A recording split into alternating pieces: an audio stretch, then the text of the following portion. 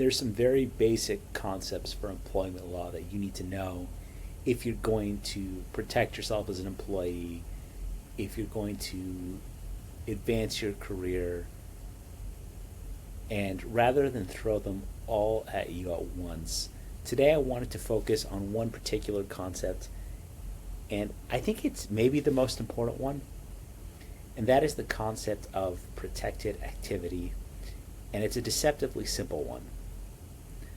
Basically, the law says that your employer can't fire you for doing certain things.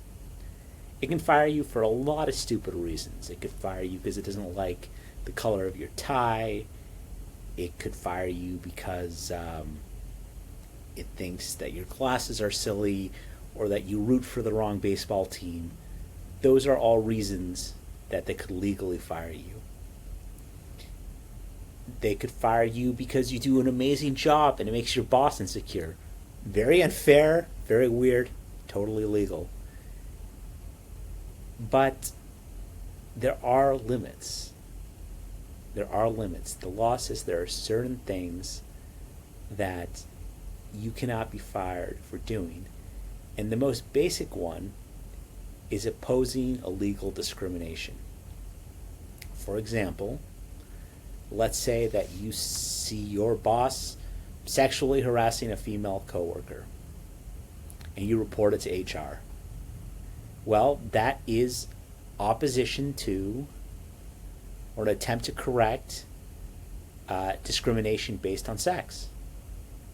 Right? If your boss is harassing that woman, he's doing it because she's a woman. It's a form of sex discrimination. It creates a hostile environment. And you're not supposed to be fired for reporting that. Likewise, if you heard someone calling a coworker racial slurs and you reported that, also protected activity. But here's the catch. Let's say the sexual harassment that your boss is doing doesn't rise to the level of legally actionable sexual harassment. Let's say that he likes to tell dirty jokes. Not professional, it makes this woman uncomfortable. But to tell you the truth, if I were to bring a claim saying that a woman was subjected to a hostile work environment based on the boss telling the occasional dirty joke, I think there is a strong chance that that claim would be dismissed at the summary judgment stage, if not sooner. The reason being, the courts are only willing to entertain hostile environment claims or sexual harassment claims when they're bad enough. And what counts as bad enough kind of depends on where the court you're litigating in is, and it depends on the judge, right? It's like there's a certain amount of discretion. You look at other cases where it was held to be bad enough or not bad enough, and you compare it, and, depending on the decision maker's lean, you could sort of squint at the case law one way or another and come out in favor of the plaintiff or in favor of the defendant. And that could be due to some conscious or unconscious bias, or it just could be the way that this particular judge happens to read the case law. But the standard is super high.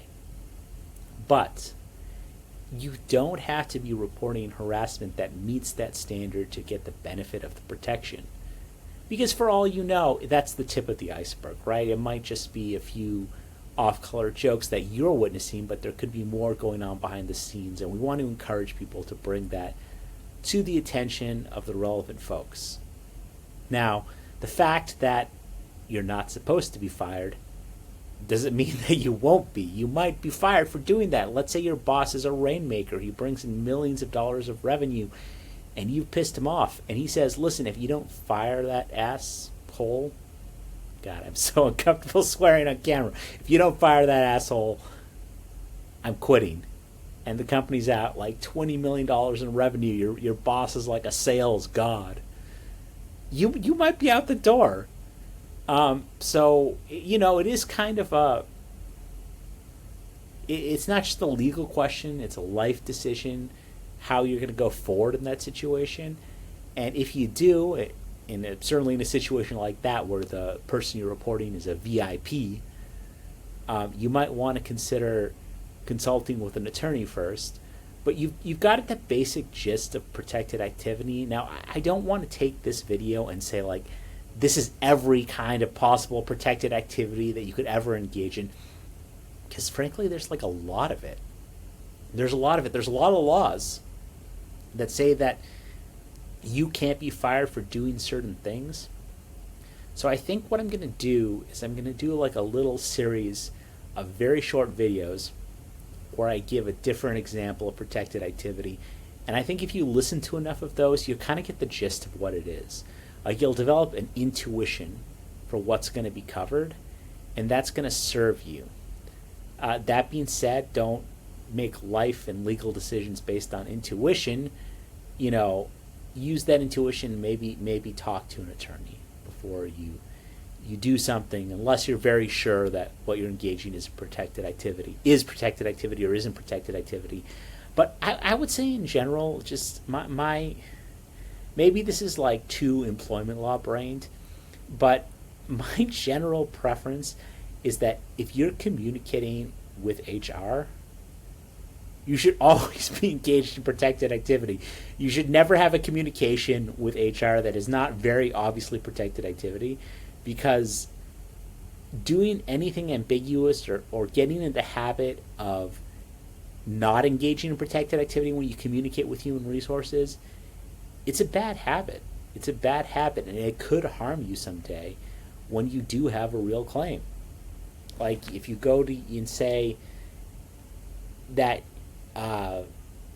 let's say you report that boss for telling dirty jokes, but in addition to mentioning the dirty jokes that made the woman uncomfortable, or maybe you don't mention that she was uncomfortable, you also complain about how critical he is, how overbearing he is, the way he dresses, how his breath smells, and how he doesn't pay you enough, and you bury your protected activity in like a 14-page or 14-paragraph diatribe about how much this guy sucks, a court's going to look at that and say it's not protected activity. The employer wasn't on notice. So you should be very intentional about how you communicate.